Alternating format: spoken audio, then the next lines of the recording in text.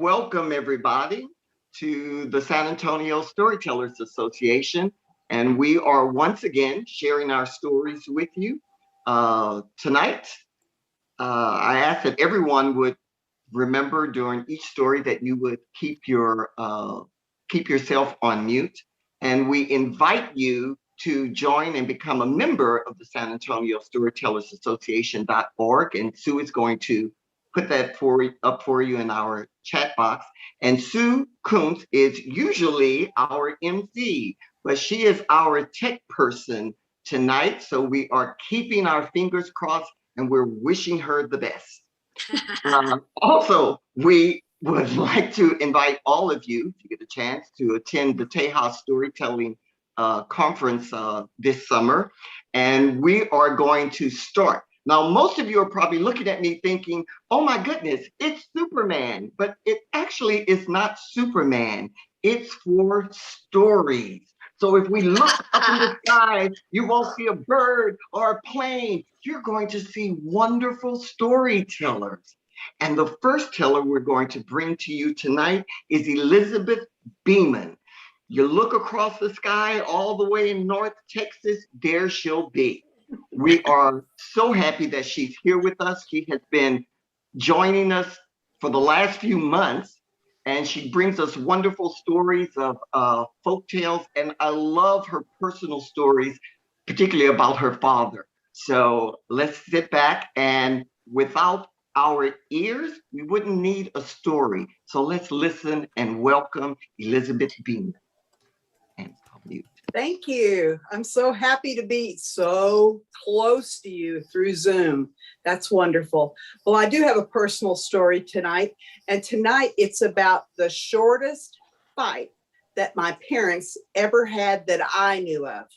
It was October 1963, and my mother has sat down in the afternoon. She loved numbers, and she loved balancing the checkbook to the penny. And so that day, she had been sitting in the afternoon. Baby Jeff was asleep. He had been born in September, so he was about 6 weeks old. And she was balancing the checkbook when all of a sudden, she came to an entry that she didn't know what it was for. It was for $100 to the Methodist Church. Now, that doesn't sound so terribly awful, except we didn't belong to the Methodist Church. And what was it for? She saw that it was written in September when she had baby Jeff. So when my daddy came home a couple of hours later, she was loaded for bear. And she didn't even prepare supper. She just sat him down and she said, "What is this money that you have given to the Methodist Church?" He said, "Oh, Ellie, I'm so excited. We were able to buy a plot of land in the local cemetery, and it'll plant 13 people. And it was only $100. She goes, "Robert," she said, we're young. I don't want to think about that. He said, "Ellie, we have 6 children now with baby Jeff. We have us. We have your parents. This was a great buy." She said, "But I don't belong to the Methodist Church." He said, "Where is our church?" She says, "It's right down the road, a quarter mile." He says, "What's next to the church?" She said, "The Methodist Cemetery." He said, "Remember, the Methodist sold the church to the Lutherans, and then they went and built a bigger building. So now really, are you mad about this?" "Well, I just wish I'd known." He says, "You were busy having a baby." And with that, they laughed, lit up another cigarette, and they lived their life. Thank you. Thank you, Elizabeth. What a wonderful story. I was a kindergarten teacher, so we give happy hands. So happy hands to you, or the roller coaster. Woo! Now, I'll say this for you, Dad. That's truly planning ahead. I'm from a family of 12, and if they planned ahead, we actually could have used those plots. So our next teller tonight, he's a member of the Houston Storytelling Guild. He is also on the board of the Tejas Association. I love his stories because he connects with our humanity and he reaches out to others and he really wants to know what is their story. He has a radio show. So, what's your story? And so tonight we welcome Hank Robichek, and let's see what story he has for us tonight. Welcome, Hank.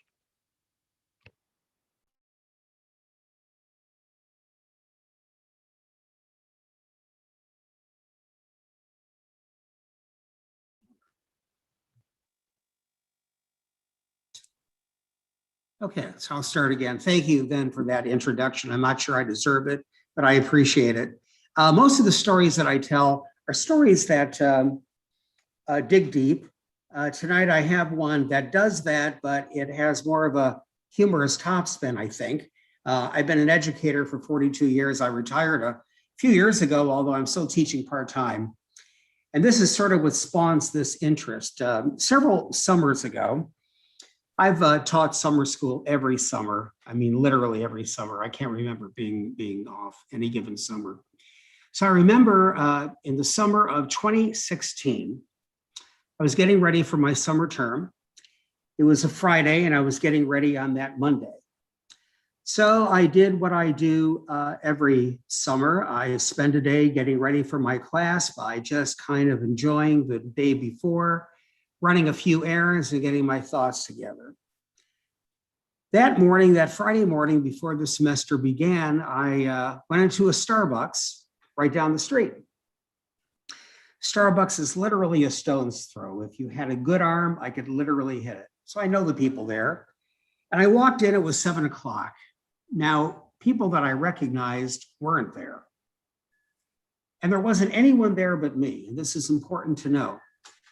Nobody was there with their phones. Nobody was there with their laptops. Nobody was in this Starbucks. And a few barristers, a few people behind the register were getting ready for work. They were taking off their jackets, getting to the register, getting ready for work. So I'm the only one there, right? This is an important image to have in your mind. I'm the only one there. And I stand in line and I place an order. I'll take a tall, non-fat vanilla latte. And the young man asks, "What's your name?" I said, "Why? I'm the only one here." He says, "It's what we do." I said, "Okay, Mick Jagger." He looks at me almost in a stern way, and he says, "We only need the first name." I said, "Okay, Mick." So they get the order, and of course, the young lady calls my name, "Mick." It was a little distressing to know that nobody knew that I wasn't Mick Jagger. But then it got a little bit worse during the course of the day. I had an appointment at my allergist a couple of hours later. And I come out of the allergist's office, and the office manager, very formal, very, very nice woman, says to me, "Dr. Robichek, you're going to need to come in 6 months from now." Now, this is June. And she looks at the calendar and she says, "That will be December 7th. And I break out in my imitation. "Yesterday, December 7th, 1941, a date which will live in infamy." And she looked at me, smiled, and said, "Did you just make that up?" So far, 3 hours have been gone during the day, and I realized I lived in a world of idiots. Now, as an educator, this is really rather disconcerting because I knew for a fact that in 1952, the year I was born, the United States of America was number 3 in the world in literacy. We were the 3rd most literate country in the world. I happen to know that now we are number 33, and only the first 35 countries are rated. We're almost out of range.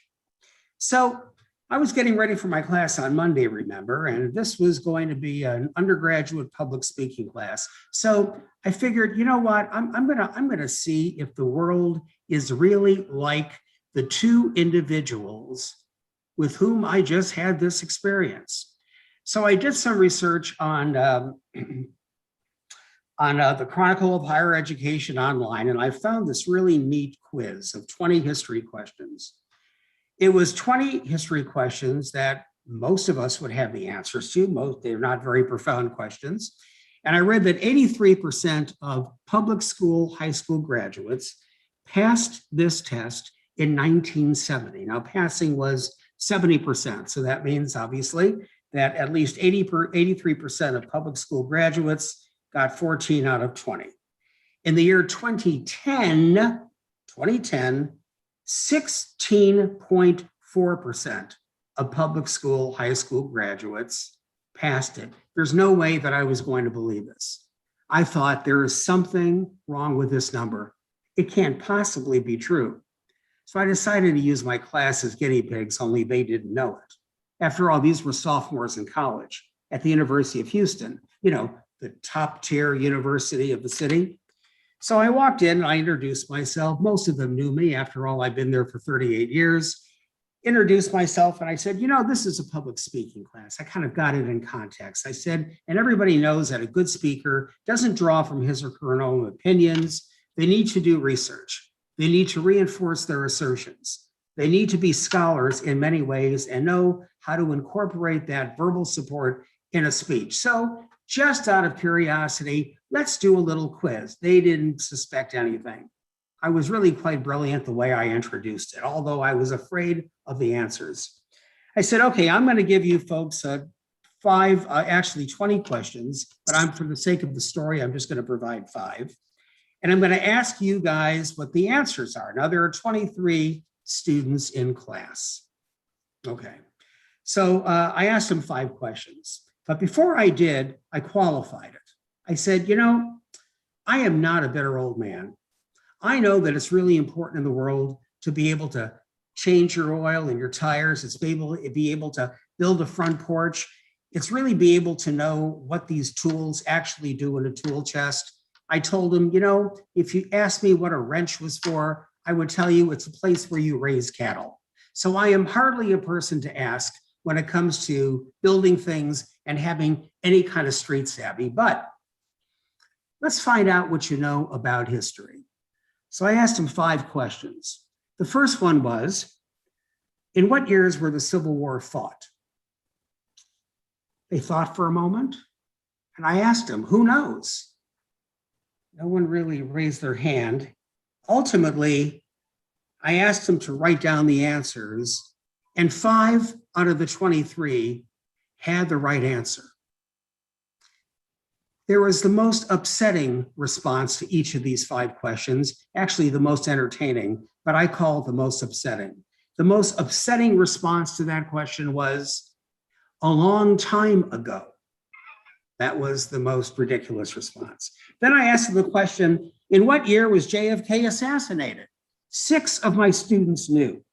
The most upsetting answer, he was assassinated? The third question, who was Abraham Lincoln's vice president? 2 knew. The most upsetting response? That's a trick question. He didn't have one. The fourth question, who are the 3 greatest American dramatists of the 20th century? No one knew. No one. Someone said Justin Bieber. I almost walked out of class. But no one knew, and I told them it was Arthur Miller, Eugene O'Neill, and Tennessee Williams, to which many of them responded simultaneously, well, that's your opinion. Then the last question was, what does Arbach mach frei mean? No one knew.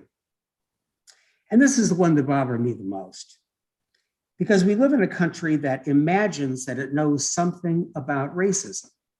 But no one knew that it meant work will make you free. No one knew that it was the front gate of both Auschwitz-Birkenau and Dachau. No one knew that. Well, this was a new group. My objective was to establish rapport. I didn't communicate any anger. But what I did say to them was, I know it's really important to be able to change your oil, check the tire pressure, fix a sink, and maybe build a porch. But it's also important to know that President Kennedy was assassinated in 1963, that we live in a country that once cultivated the greatest American dramatists. And in case you haven't yet figured it out, I am not Mick Jagger.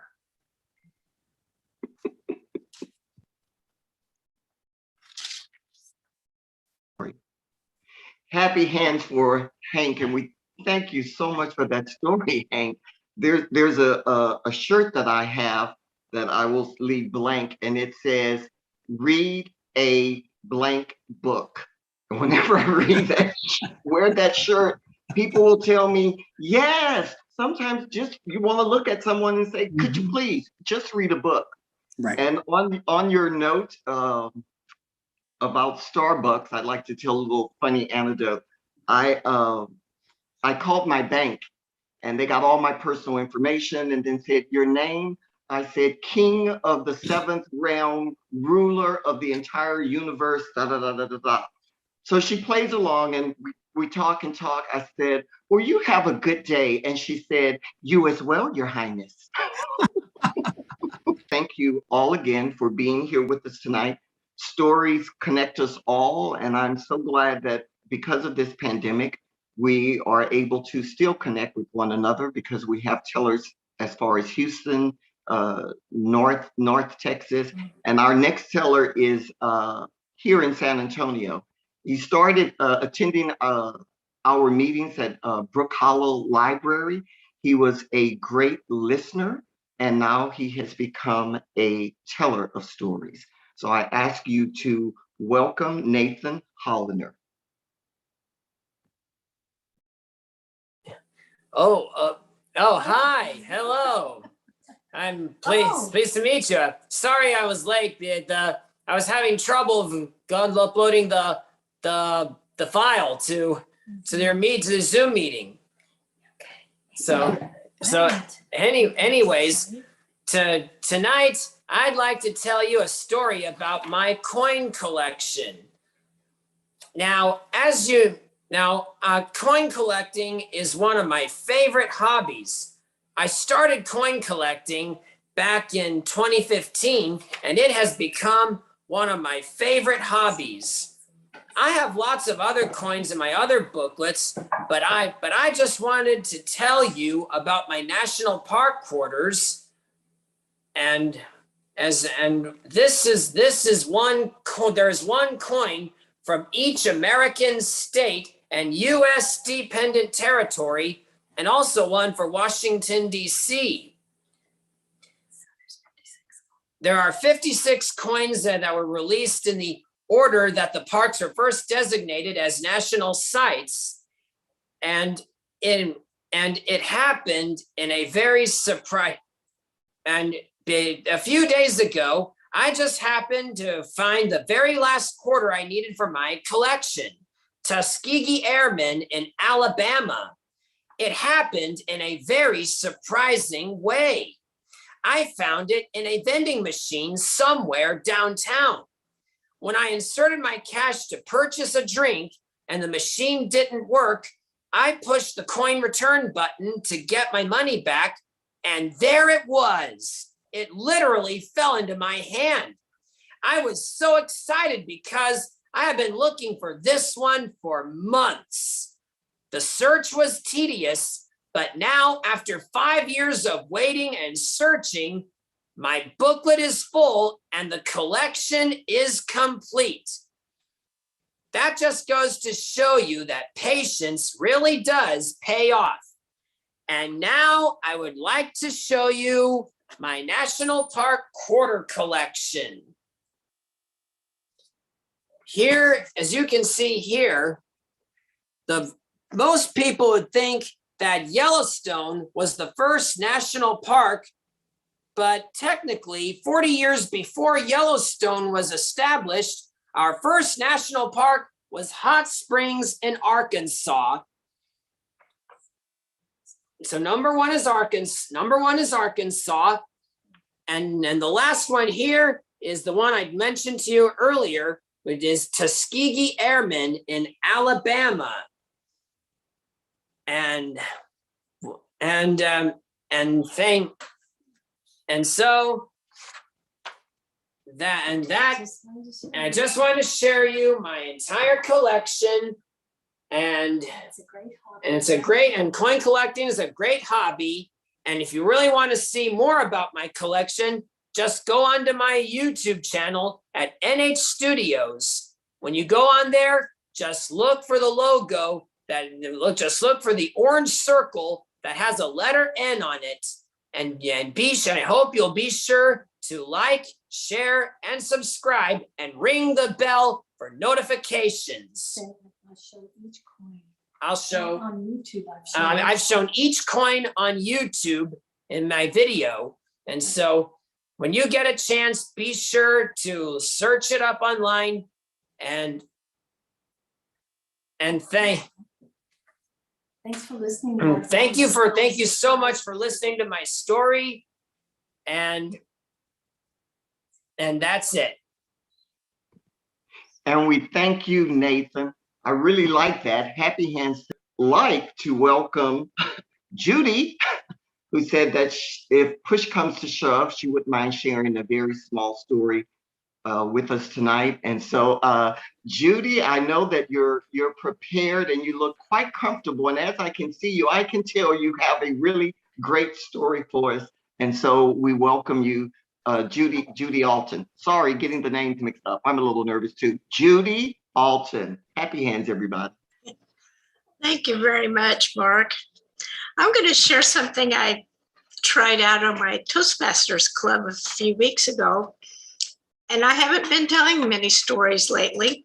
And hi to Hank, too. I haven't seen him in a while. But in Toastmasters, if any of you have ever done that, when you start, you're supposed to give a first speech called an icebreaker, which will introduce you to the other members of the club. Well, I had been a member of Space Explorers Toastmasters for a number of years, and they recently switched from papers and books to all online stuff, and I'm struggling with that a lot. So I decided for my icebreaker in this electronic age, I would introduce myself at my current age, and a lot of things have changed over the years. When I look back at current events that I've seen, I have different impressions and opinions now. When I was in elementary school, I remember the civil rights movement, the bombing of the church in Birmingham, Central High School in Little Rock being integrated, and Martin Luther King giving a speech on the mall, the I Have a Dream speech. I didn't really pay much attention to that, and all I could see was the news reports on those very tiny screen black and white televisions. Televisions were new then. So when I introduced myself in this electronic age, it was to say, when I look back on many of those things, what I think about those events is different. And there was something that happened in 5th grade that I only recently figured out what was really going on. I went to 5th grade on the west side of San Antonio. The neighborhood was mostly Hispanic and working class. So most of our families did not have a lot of money. The 5th grade teacher was the wife of an Army colonel, and actually she was quite good. But one day, all of us were supposed to share with the rest of the class what our family did for the New Year's holiday. And there were all kinds of suggestions. And there was a girl in the class, Mary Alice. She had such pretty, dark, curly hair and beautiful eyes, dark skin. And all of us knew that Mary Alice's family was just barely scraping by financially. They were having a really hard time. So when Mary Alice's turn came, she had a big grin on her face, and she was so proud to announce that her father had spent $15 on fireworks for the family, and they shot them off and had a good time. Well, I and the teacher, who was white, had what I would think were probably typical middle-class values back then. And I thought, wow, and $15 was a lot in the 1950s. That seemed kind of extravagant if you couldn't afford things you really needed. And the teacher couldn't help herself. She gasped, "Why, Mary Alice, your family can hardly afford to buy school clothes. What were you doing spending $15 on fireworks?" And it wasn't until, I don't know, maybe 5 years ago, I figured out what was really going on.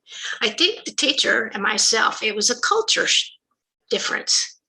But it wasn't until a few years ago I realized there was Mary Alice. Her family finally had a fun event for the family, and it was ruined all of a sudden by a teacher's off-the-cuff comment. And it took me that long to figure it out. So to all of you, and Hank, and some of you I see on here know this, we look at things differently than we used to when we were a lot younger. Thanks.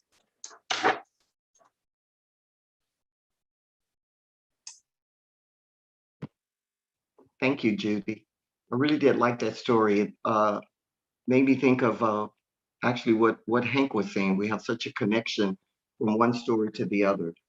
Stories are about growth and entertaining, and hearing that story is just really about change and how we look at things differently. And I was really thinking how your story and Hank's story really connected, because in order for us to grow and change, we have to look back and we have to know our history and look back and be reflective. I'm not sure if Susan is ready right now. And so I will open it up to anyone who would like to tell. I would also like to say that we are San Antonio Storytellers Association. I appreciate everyone for being here. And I think in October, possibly you may have to check our website, we will be telling stories at Confluence Park. And if anyone would like to tell, you can chat it to me. And if not, we're going to move on. I'd also like to thank all of our listeners who are here. I know that we have a listener who found us by chance, Aura. I think it's Aura. She just found us by chance, and we are grateful that she's here and listening. I see that Veronica is here. Hello, Veronica, and our tellers.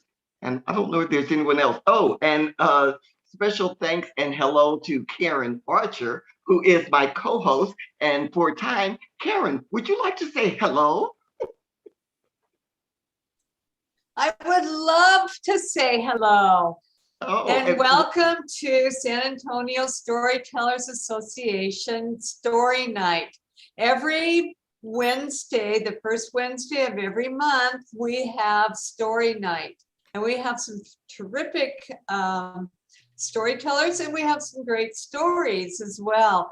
Last month, I remember we had a story about Jack and the Beanstalk from the giant's wife's point of view. It was very creative. So it's always a good time here on the first Wednesday of every month at San Antonio Storytellers. Thank you, Mark. So I'm going to spotlight Amy. There she is. Yeah? Okay. Hi. Chokma. Good evening. My name is Amy Bluemel, and I'm a member of the Chickasaw Nation, and I travel and educate about Southeastern people, our traditions, our customs, our language, our stories. And it's interesting following the teller who just went, and then hearing the story earlier about people who didn't know about the Auschwitz sign, hard work makes you free. Being that I am a member of the Chickasaw Nation, and in the last few weeks, all of these children from the Indian schools are showing up bodies of missing and murdered children that have gone missing for hundreds of years. And there's stories that we have been telling to each other and telling to police and to sheriff and many other people saying, help us. And it hasn't happened. And so it's been a very heavy week for me because I'm hearing from Native friends who are sharing, we're all sharing our intergenerational stories about our grandparents who went to Indian schools and our great grandparents. And these schools didn't end until the 60s. And so that, and then I've also heard from a lot of my friends who are white or even other races who are sending me messages going, is this true? And when did this happen? And a lot of, is this a conspiracy theory or a fake news? Getting those questions on my storytelling site. So it's been a very heavy week and thinking back on my family and my grandparents and that kind of thing. So tonight coming in, it was good to hear other people talking about, what's not understood. And I'm glad that things are coming to light and hopefully our true history will come out. But after having this heavy, heavy week, I thought about all the stories that I could tell. And I thought about, I could tell a traditional story and I could tell one of our sacred stories. And I thought, nope, it has been a heavy, heavy week. And I'm going to tell something very silly. And as a matter of fact, I'm not even sure if it's really an old Native story or just a story that I've heard a lot of old Natives tell. So, you may have heard this by someone else telling it and saying it's theirs.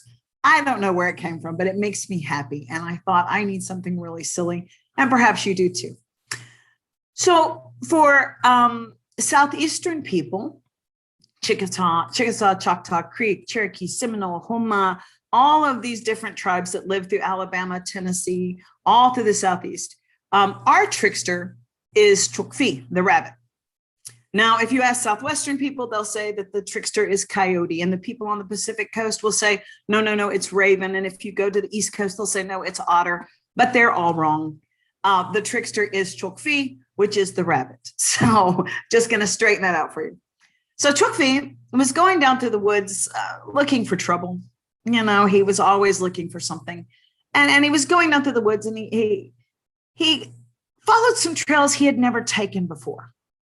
And he went way down into the darkest parts of the woods. And when he got way back into the nowhere of the woods, there was a very put together kind of shack leaning, just kind of barely, he thought, how is that thing standing up? And who would build this way, way back in the middle of nowhere? What people would do this? This is crazy. So he hopped along and he went right up onto the porch. And he stood by the door and he stuck his ear up and he hung low. He listened. And he could hear muffled sounds. And there was a bit of whining and a bit of yelping. And he stepped back and he looked through the window and he could see a cross hanging up. And he thought, this is a church in the middle of nowhere at the very back of the woods? Who would do this? And then he heard the growling. And he heard barking. And he went, oh, fee, it's the dog. The dogs have built a church. Now, all of the animals at this time were kind of suspicious of Ophi. They weren't so sure about dog because all dog wanted to do was kiss up to humans. Anything the humans wanted to do, he did it. He would track other animals for the humans. He would do anything that they wanted. And so animals had really kind of turned their back on the Ophi. They were like, no, we're done with dog. So Chukfi stands on that porch and he thinks for a minute and he thinks, dogs have given me such a hard time. And I'm really not fond of them. But if they're in church, they'll have to behave. They won't be able to do anything to me. So Chukfi throws open the door of the church and he strolls in. And as he strolls in, all the dogs turn and look, and all of the hair on their neck stands up, and they begin to growl. And the pastor says, now, brothers and sisters, now, Chukfi is welcome in the house of God.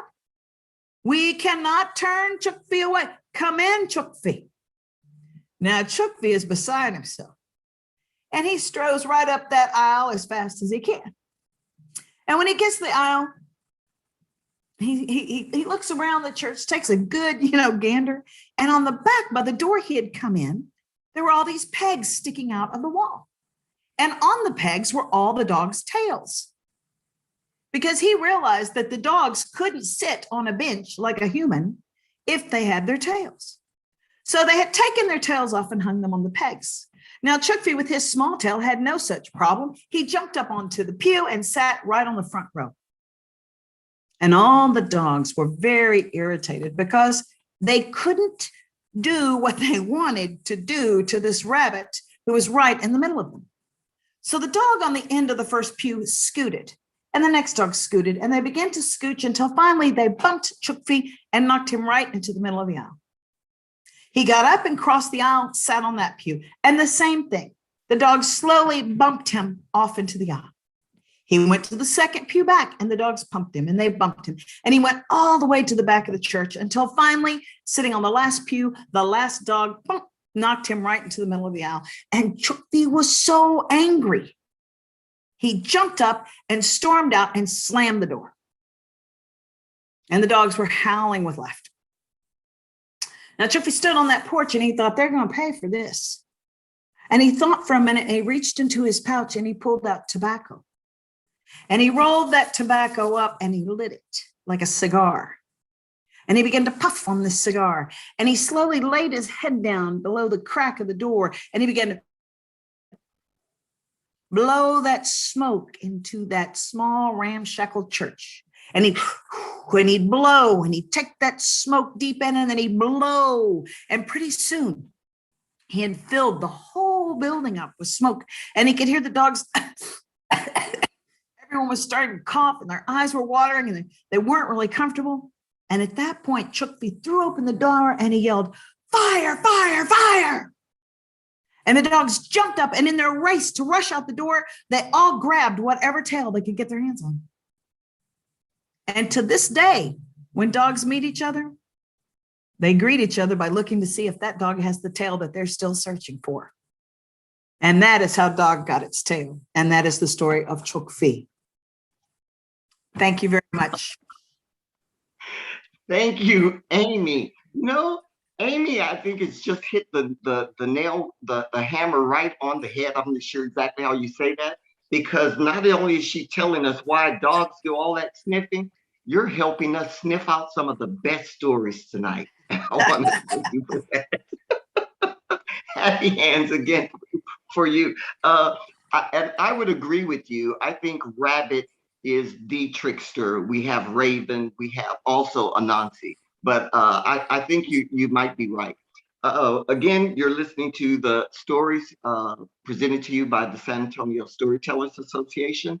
And I welcome you. And I ask if there's anyone else who would like to tell a story. We still have time. And if I cross my fingers and if I just think about some of the best stories I've ever heard with such a nice, beautiful British accent, maybe Veronica might want to share a very tiny story. Veronica Gard, would you? I'm going to switch to you and see if you give me a thumbs up. And you can't deny me, Veronica, because I send you these wonderful videos sometimes. So I don't know if we kind of have a little tit for tat. Would you mind? No, not at all. I'll tell you a short personal story, which I don't usually tell. So this happened in England when I was about 15, 16, I guess, which is a long time ago. And my parents lived in the country at that point, out of London. They'd moved out of London, and I was at college in London. So I would go down at the weekend and stay with them and be fed properly and do my laundry and all the things that students do. And that weekend, a friend of my mother's was there as well, called Betty Howes, who was a wonderful maker of creams and things. So we were both staying, and it was Sunday afternoon, and we were preparing to get ready to go home and catch a train and go back to London. And there was a ring at the door, so I went and answered it, and there was the neighbour's child was there, and she looked very sad, and she said, I'm so sorry, but I'm afraid your kitten, your cat has been run over." I said, "Oh no, really?" And we had a small black and white cat, whom everybody loved, and she had long fur, and she was a sweetie. And I said, well, don't say anything. I'll come out and I'll bury her, and we won't say anything. I'll tell my mother later, okay? So the neighbor's child said yes, and she sniffed her way out, and I followed her, and we found the little cat, and we buried her very, very carefully under a rose bush, I think. Anyway, and I went back upstairs, and I went in and I said to my mother, I'm so sorry to tell you, but we've lost Matilda. Matilda was her name. And my mother was very sad because, Matilda and she had a real relationship, you can imagine. And I went upstairs and I was packing away and getting all my stuff together. And there was this terrific scream. I mean, whoa, a terrible scream. And I was at the top of the house, so I barreled downstairs. Everybody barreled down the stairs. And my mother was pointing to this little cat. And she said, you're dead, you're dead, you're dead. And, it was a little black and white fluffy cat. And I looked at it and I looked at my mother and I said, are you sure that's Matilda? She said, yes, look, she's got a collar, she's got, and I said, why did you scream? She said, well, she came in and she rubbed herself against my leg, and I thought she was a ghost. So I said to her, well, it's not a ghost. Let me see if she really is Matilda. So we picked up this little thing, and of course it was Matilda. So then I looked at my mother and she looked at me and we looked at everybody, and they said, well, who was the one that you buried? And to this day, we never found out who the one was, who the little cat was that was run over. But Matilda lived for many long years, survived very well. So there you are, story of Matilda. Thank you for that story, Veronica. And I'm glad the other cat had a nice burial. Did you get it wholesale? Maybe we'll check with Elizabeth. And I wonder, was it in a Methodist cemetery? I hope everything worked out. Again, I thank you all for being here tonight. If there's anyone else who would like to tell, I'm turning my head because I'm looking at the clock, because we still have some time to go. If not, we're free to visit with one another until 8 o'clock. You're listening to the San Antonio Storytellers Association. We've heard some great stories tonight, from Elizabeth, who told us a great personal story, to Amy, who told us a wonderful trickster's tale, Hank, who told us a great story about the importance of history. And I'm trying to go off the top of my head, and Judy's story about change, and Veronica's story about importance of burying the correct deceased. And Nathan, for your stories about a coin collection, and patience being the. I'm sorry. Sue's waving to you. Okay. Oh, Sue, thank you. Thank you, Veronica. That's okay. I would love to tell a story. I'm not sure how to, since I'm the host, I'm not sure how to do this piece of it, but let me see what I can do here. Mark, you just moved, so there you are. Let's see if I can do this. Move spotlight. Okay, let's see if I can make me the spotlight for everyone. Yes, okay, yay. So Veronica, you actually reminded me of a tale I just told at Tim Tingle's gathering that he had. So I know that Elizabeth has heard this tale, and yet it is a true tale also. And when I say tale, I mean it in both ways. We moved into this house. We actually built this house that I'm in right now in about 1994 is when we actually moved in. And 3 little kittens were gifted to us from my sister. One of them, to make a long story short, was the one who stayed with us. I believe one was carried off by a hawk.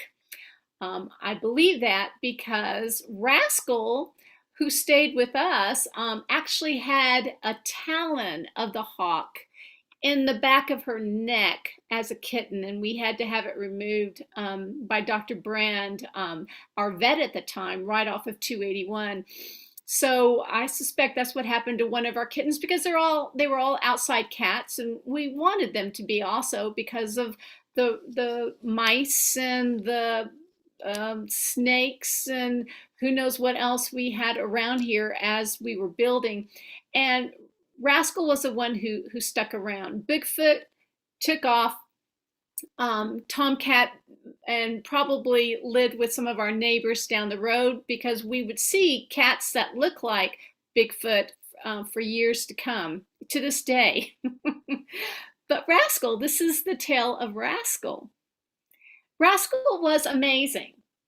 We weren't sure at all if Rascal was a girl or a boy, although Rascal kind of walked like John Wayne. You could hear all the themed music, all the Western themed music, as Rascal would just walk and prance on just about anything she'd find.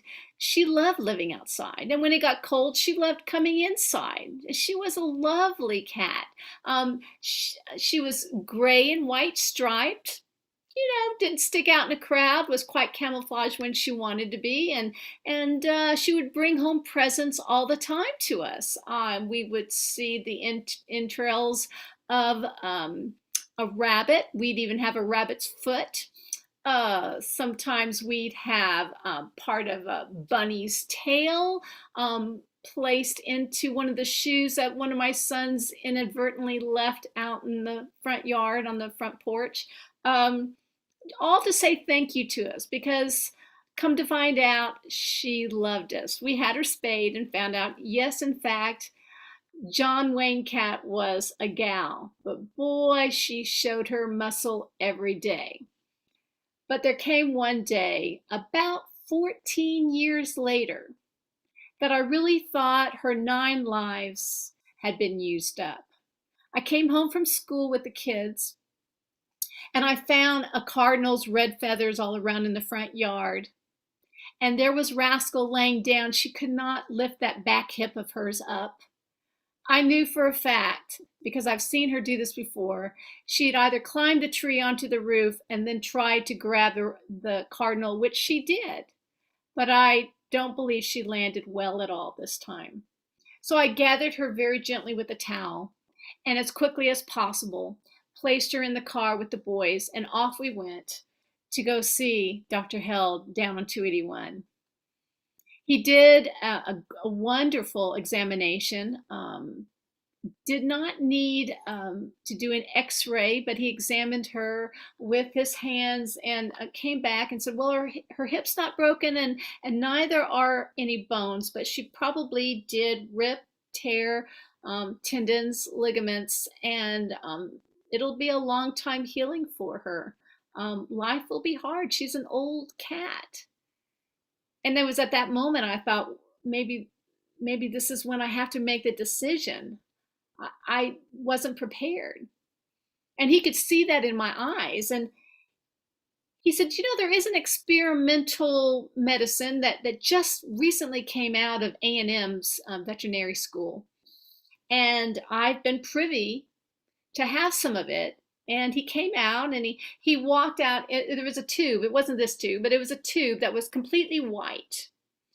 And he brought it out and he said, if you would like to try it, it is experimental and it is only for cats. In fact, you must remember not to give it to any dogs at all because it could kill them. It was made specifically for cats, but it's shown some pretty good results. I'll be calling you on it and asking you questions and seeing how Rascal does. I agreed. Of course I agreed. He told me and actually put a little label on the tube, basically telling me 1 drop, place on her dry cat food, feed her that once or twice a day. That was it.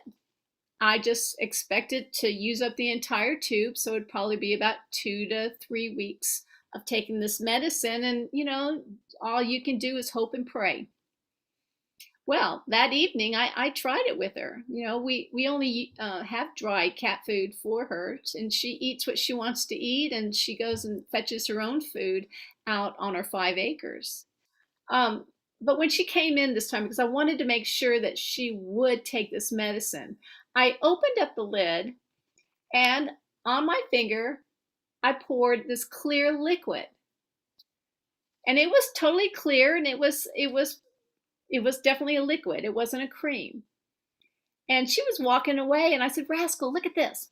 And I licked it. I just licked it. I didn't think twice about it. And it tasted good. I gotta tell you, it was pretty sweet, not sugary sweet, more of a natural honeysuckle sweet. If you've ever sucked the honeysuckle, it was delicious sweet. I'll be quite honest with you. And she stuck around. I put a drop on one of her little morsels of cat food, and I held that morsel in front of her, and she immediately, with that long tongue of hers, licked it and ate that cat food, and then just proceeded to eat the rest of the cat food. Well, I thought my job was done. I pet her, and she stuck around. I had a wonderful little pillow for her, and she was fine. She enjoyed herself that evening. The next morning, she was ready to go and was waiting for that cat food, which was kind of unusual because she was usually out and about, but of course she'd really hurt her hip. I got that tube out and poured some cat food. Again, I put a little on my finger, licked it. Yummy. She knew that. I put it on her cat food. Easy peasy. This went on for about 5 days, and she was eating everything. And I know this is going to be hard for you to believe, but if you ask anybody in my family, my 2 boys and my husband, from not walking at all to that 5th day, and might I even say the 4th day, she was up and around and running and jumping, and she was like a young John Wayne all over again. Now, I thought, well, she's almost like perfect, maybe better than perfect. I let her out, and she ruled the roost on our 5 acres. What she brought home was pretty amazing. I was getting a little worried that there might be a head of a deer showing up at the front door at some point, because she was bringing home every single little snake she could find, every huge kind of beetle bug that was out and about, and of course the entrails of different animals, and I'm not sure what those were. But she loved me and I loved her, and that's all that counted until I got the phone call from the vet. Vet called, and with a very stern voice and very desperate, he said, "Whatever you have left of the tube I gave you, you must return it now, ASAP. There's been some problems."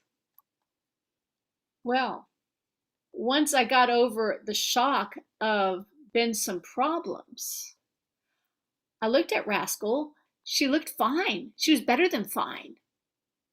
And then I remembered I had been licking the same medicine for the last 5 days. I immediately went to the restroom. I checked the gums around my mouth. I checked the inside of my mouth.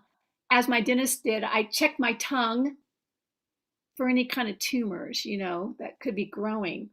My imagination just got worse and worse by the minute. I checked my hair, made sure nothing was quite falling out. I checked my brush to see how much hair was in there. I was worried. I took that tube. It was about a quarter of it was used up. And I raced the tube and myself to the vet. I gave the tube to the vet. He didn't give me a whole lot of explanation other than, "Oh, thank God you didn't use it all up. How's Rascal? You did not feed any to your dogs, right? Is Rascal okay?" And of course, my brain's going, "Yeah, Rascal's like Superman, like Mark Babino tonight.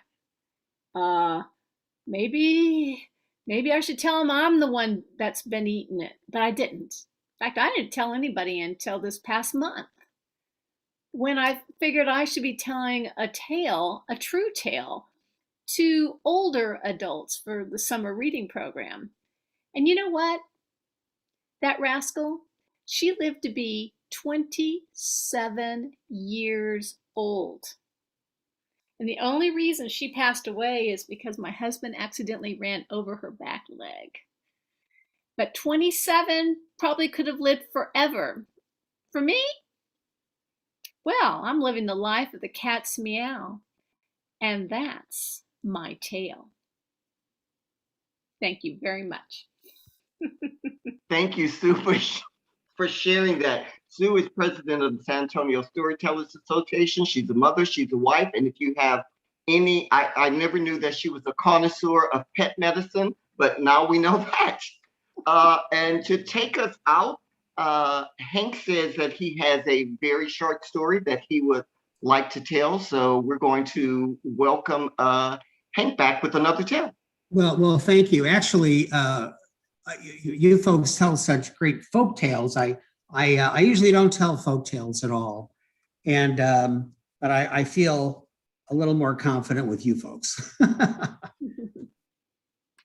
Benny was a 10-year-old who, with a great sense of inquiry, and he had a wonderful conversation with his grandfather all the time. And one night he was sitting down with his grandfather, and he said, "Grandpa, why is the sky blue?" And Grandpa says, "Well, that's a good question, but I don't know." "Well, why is the grass so green?" "Well, that's another good question, but I'm afraid, Benny, I don't have the answer to that either." "Okay, well, how come the sea is so large?" Again, an excellent question, Benny, but I don't know. "Well, Grandpa, I hope you don't mind me asking you all of these questions." And Grandpa says, "Well, of course not. I mean, if you don't ask, how will you ever know?" And he says, "Very funny, Grandpa, very, very funny. But I would like to know something that no one seems to have the answer to. And that is, what is truth?" Grandpa says, "You know, that is the best question I've ever heard anybody ask. I suggest you go look for it." "Well, how do I do that?" "Well, you're a smart little boy, Benny. Pack your backpack, go for a walk, and see if you can find it." Well, Benny gets his backpack, and he packs enough things for a few days, and he goes into the woods. This, of course, was many years ago when people felt safe, looking for truth. He was looking around, and he just loved what he saw. He saw these beautiful orchards. He saw a magnificent running, cooling creek meandering through the mountains. He saw some glorious maple trees. And these maple trees beckoned him down a path toward a cave.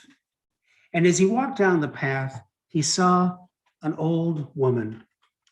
Now, as he got close to the old woman, he was embarrassed to think this way, but she wasn't very attractive looking. As a matter of fact, she was very hideous, and he really couldn't look at her very comfortably. But she maintained eye contact with him, and he felt compelled to reciprocate. So he looked at her, and they began talking, and she says, "You look lost, young man." "Yes, I am. As a matter of fact, I'm very lost, and I'm hungry, and I'm tired." "Well, come to my cave. That's where I live. And I'll give you something to eat. You'll be able to rest for the night. How would that be?" "Oh, you're so kind. I would love that." So the old woman escorted him to her cave, gave him some wonderful soup and bread. He warmed himself in front of the fire, and he had one of the most wonderful night's sleeps of his life. When he woke up the next day, he thanked the old woman. He said, "Thank you so much for everything. You are so kind. I can't believe that you knew that I was tired and that I needed food. And this was so very kind of you. Tell me something, young man. Why are you walking through the forest? What are you looking for?" He said, "Well, I'm looking for truth." "Truth?" she asked inquisitively. "Well, that's very interesting. What do you think truth looks like?" He says, "I don't know. I have no idea." "Well, You found truth. I'm truth. You? He asked. You are truth?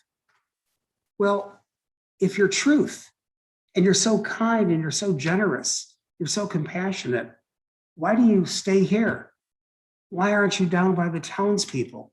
Why do you live in isolation? Why do you separate yourself?